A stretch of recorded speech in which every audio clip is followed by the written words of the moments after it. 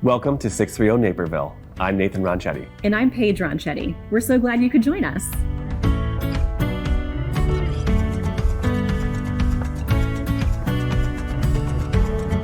We've got a fantastic lineup for you today.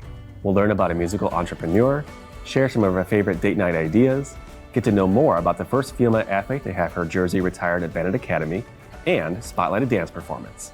But first, I'll be sitting down with the Diversity, Equity, and Inclusion Manager with the City of Naperville. I'm so happy to welcome Dr. Geneace Williams from the City of Naperville. Thank you so much for being here today. And thank you for having me. So we all know that February is Black History Month, and I want to talk a little bit about diversity, equity, and inclusion. So can you tell me about what that is and how it applies to everybody? Certainly. Diversity, equity, and inclusion, if you look at it holistically, is really about how an organization or a community applies its practices and policies such that everyone feels as if they have the opportunity to thrive and grow to their full potential. Mm-hmm. Absolutely. So can you explain equity? Sure. Equity is one of those things that a lot of people confuse with equality. Mm-hmm. Equality says that everybody gets the same thing. Equity, on the other hand, looks at people individually and looks to meet the needs of individual people in terms of how can you thrive based upon where you are in your life. Now with equity, you shared a really great image with me, and we'll put it up on the screen here. Can you explain that to me a little bit more? Absolutely. If you look at the left side of the image, you'll see that everyone is standing on a platform that's equal, regardless to their particular situation. So you have a small person there and you have a very tall person. The tall person doesn't necessarily need it, but the short person does. And so that's equality. Everybody gets the exact same thing. Mm-hmm. Equity, on the other hand, says, let me look at where you are or who you are and what you bring to the table, and then let me adjust what I make available to you based upon where you are. So on the right-hand side, the tall gentleman does not have a riser at all because he doesn't need it. But the shorter person on the right-hand side has two risers because that's important for what they need. So it's really about looking at the needs of individuals and how do I give that person exactly what they need or meet them where they are so that they can thrive and reach their full potential. Yeah, and that's so important. You know, we can't just give everyone the same thing because that might not be what they need, you know.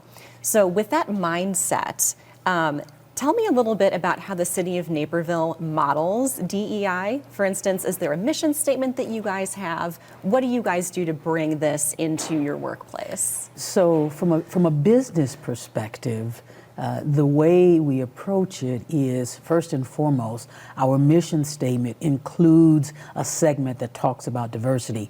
It concludes by saying, while creating an inclusive community that values diversity. Mm-hmm. So all of the work that I do hangs on that diversity statement or hangs on that inclusion statement that's part of the mission. And so that's what drives the work.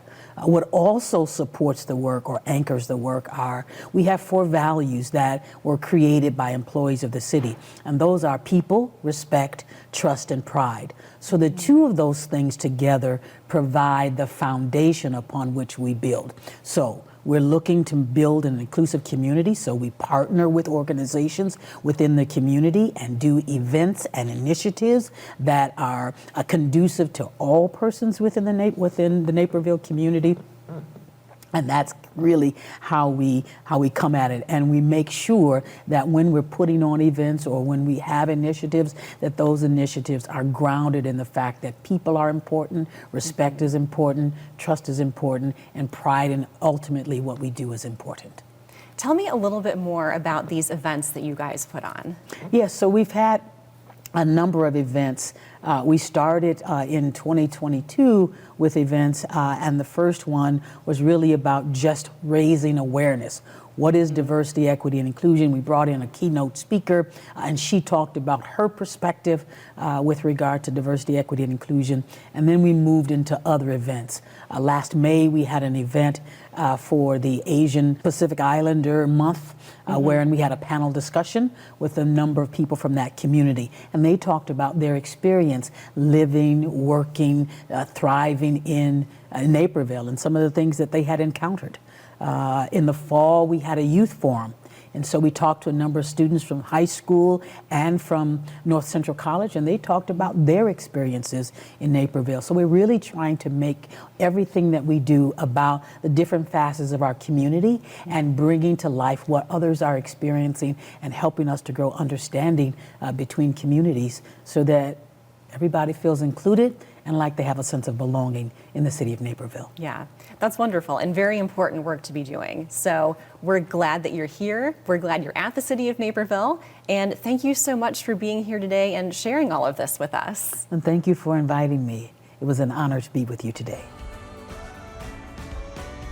Up next, let's learn more about Mikel Mays and the Mays Music Center of Excellence. The mission of the Music Center is to provide high-quality music lessons, programs, ensembles to the Chicagoland area that's affordable and accessible to all. So we focus on two pillars of cost and diversity.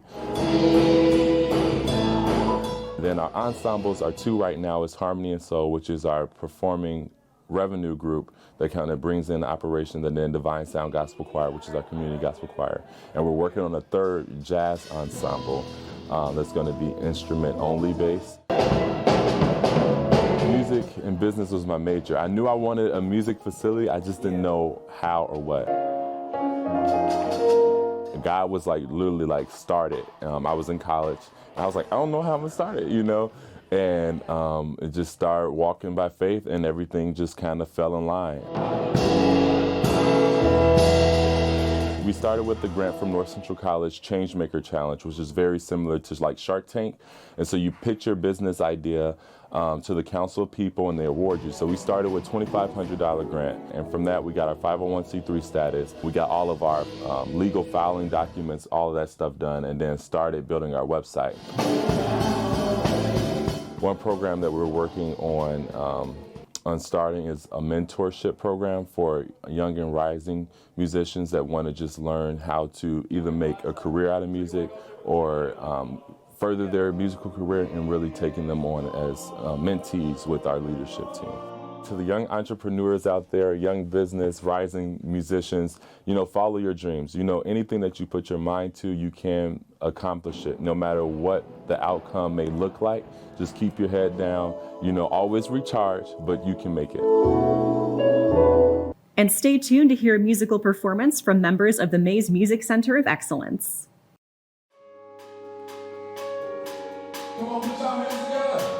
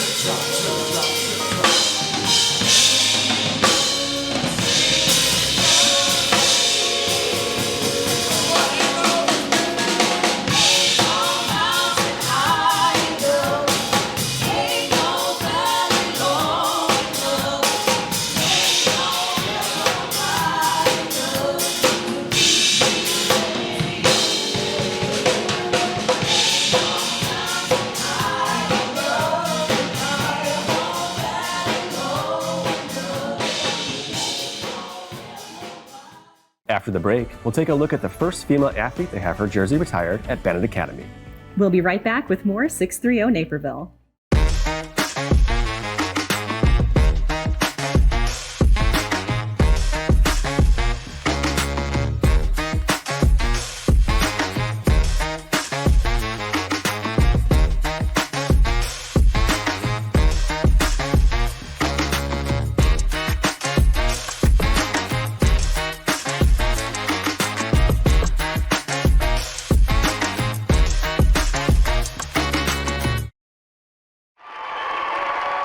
Kathleen Doyle achieved about as much as a basketball player could ever dream of during her time in a Bennett Academy uniform. On Saturday, January 13th, Doyle became the first Red Wing female athlete to have her number retired by the school, taking her place alongside school legends like Frank Kaminsky and Dan Lefevre. I was just so grateful, honestly. It's such an honor, and Bennett has been like a second home to me for so long. I grew up going to my older sister and brother's games and things like that, so I grew up in this gym, and to have my name and number hanging up there is really, really special. The two-time All-State selection was able to bring the program its first two state championship victories in 2015 and 2016, as well as the first Miss Illinois Basketball Award in school history following her senior season. While wearing number 11 for the Black and Red as a four-year varsity player, the guard developed into one of the most talented players in the state and the heart and soul of head coach Joe Kilbride's two championship teams. You know, I kind of knew she was going to get recognized, so we're very happy to. I mean, she's such a great representative of Bennett and Red Wing Nation, and we're really thrilled to be able to recognize her, not just for the player she was, but the person she is. Long before Doyle put on a Red Wing uniform, Kilbride knew she could be one of the best. As a young kid, she made the most out of attending her older siblings' games. At halftime of like sophomore games, she'd go out on the court and shoot around when she was like 10, 11, 12 years old. And I, just watching her shoot around, she could have started on our freshman team when she was in 6th grade. I secretly was hoping that he would be impressed by me when I was at my sister's games doing all that, so it's good to know that that paid off for sure. Her unprecedented success on the court led Doyle to a standout career at the next level at the University of Iowa. She helped the Hawkeyes to an Elite Eight appearance in 2019 before winning the Big Ten Player of the Year award in 2020. She was also named a third-team AP All-American in that same year. Later that spring, Doyle was selected in the second round of the 2020 WNBA draft by the Indiana Fever, becoming the first Bennett graduate to play in the WNBA. The jersey retirement ceremony took place during halftime of the girls' basketball game against St. Viator, where Bennett went on to win 82-30. Following the game, a reception was held, and many of Doyle's family, friends, and teammates were in attendance. Seeing all my teammates here today, it's like we're right back in high school and nothing has changed, and just had so much fun with all of the people that I was lucky enough to be surrounded by all those years. This winter, Doyle joined the coaching staff alongside Bennett boys basketball coach Gene Heinkamp. The boys team went to the state finals a season ago, while the girls program also made it to the state championship, and they were led by another Miss Illinois Basketball Award winner who grew up idolizing Doyle and those Red Wing championship teams. I've been fortunate I've had two once-in-a-lifetime players between Kathleen and Lene Beaumont. I'm just incredibly blessed and so happy today that we're able to recognize Kathleen for her multitude of accomplishments, because she is an outstanding representative of Bennett Academy. It's February, and for romantics, that means one thing. Valentine's Day dinner at the White Castle. That is an idea for Valentine's Day, but why don't we sit down and come up with some better ideas? You got it.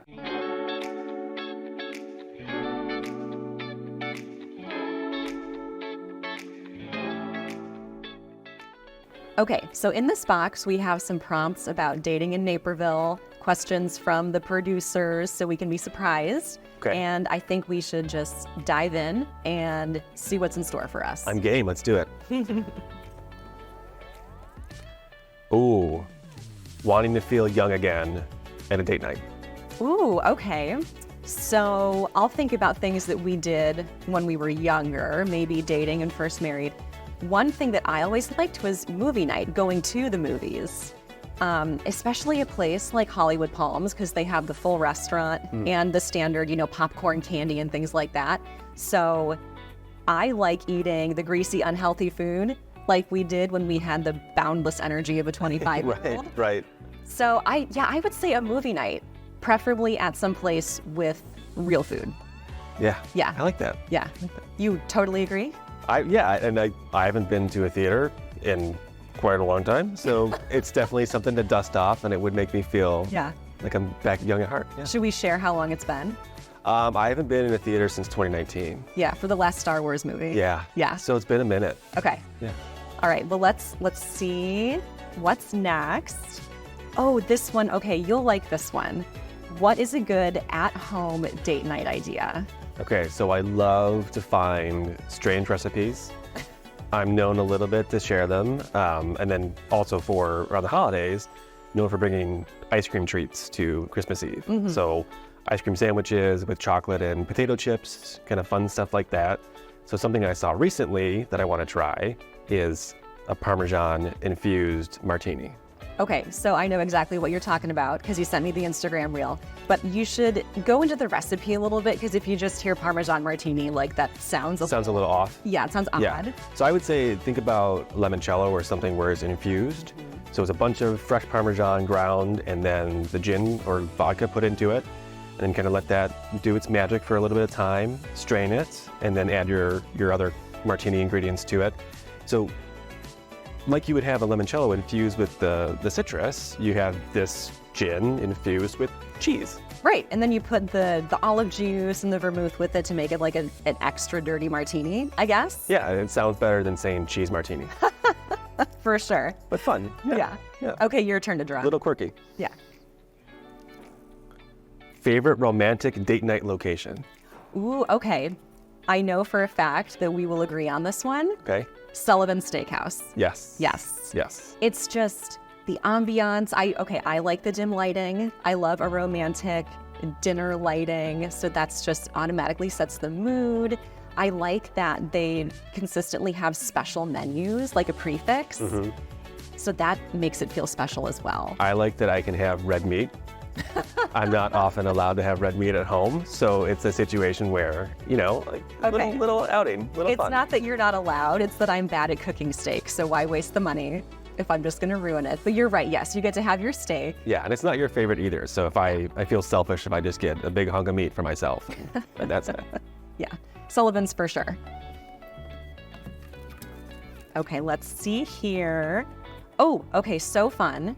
What's our favorite double date idea? Oh, so I like this one because it's a learning experience and also a bit competitive, which is, I like competition in most things. You do? So sur la table, cooking classes, you get the instruction, you get to eat, common theme for a lot of what we like to do. Yep. And then bringing friends along, you can kind of poke some fun and see who's the better cook. I seared that scallop better than you. Yes, yes. So you're learning and then also putting down your friends who you've brought along on this journey with you. Yeah. Well, okay, so also from a practical standpoint, we've talked about how we like to try new recipes at home and stuff. What's great about the cooking class is having the chef there to instruct you kind of eliminates some of the errors that you might make at home. Yes. So it's automatically going to be an awesome new recipe that you've learned. Yes. So competition, but also a guaranteed good meal. Oh yeah, and extras, plenty of leftovers. Oh yes.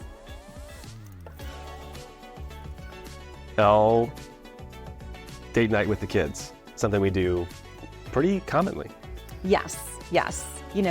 Sometimes the babysitter falls through and you still want to have a date, so you bring your child or children. We have an only child and she just likes to be included in a lot of things that we do. So She does. We do bring her along, I would say semi-regularly. So one place that might surprise some people that she's into is Allegory. Oh yeah. Downtown. Yeah, for sure. So really anywhere with pasta is a win for her. But it's also, she thinks the restaurant is really pretty on the inside, so she's happy to sit and look around and eat her noodles, and she loves their lemonade. So yeah, Allegory has been a great place to bring our 5-year-old. And the pro tip has been, if you're ordering appetizers or if you're a cocktail person, when you order that, that's when you fire or order your kids' meal. Yes. And so that way it's coming out with your food in the beginning. Maybe they're less restless because they're not waiting just a long time for the actual entree. Yeah. And you can, buy a bit more time at the dinner table. Yeah, well, that reminded me of something. The other great thing about Allegory being downtown is it's close to a lot of other things that interest our daughter. Yes. And we are not above bribery. So no. we will say, hey, if you sit nicely at dinner, we will go to Anderson's or we'll go get ice cream down the street. So knowing that her other favorite things are nearby is also the incentive for her to just relax and enjoy her food. Yeah, it helps. All right, let's see. Are we done? Okay. All good. All good. That is date night in Naperville. And I'm ready to go back and try our favorites. I'm hungry. I'm always hungry, but even more so now. We'll be right back with more 630 Naperville. Stay in the know at home or on the go with NCTV 17 News Update. This quick recap of everything happening in and around town will be delivered straight to your email inbox for free. Sign up today. Thanks for joining us here on NCTV 17. And now you know. From 630 Naperville, I'm Nathan Ronchetti. And I'm Paige Ronchetti. In honor of the Lunar New Year, we leave you with a performance from the Xilin Association. See you next time.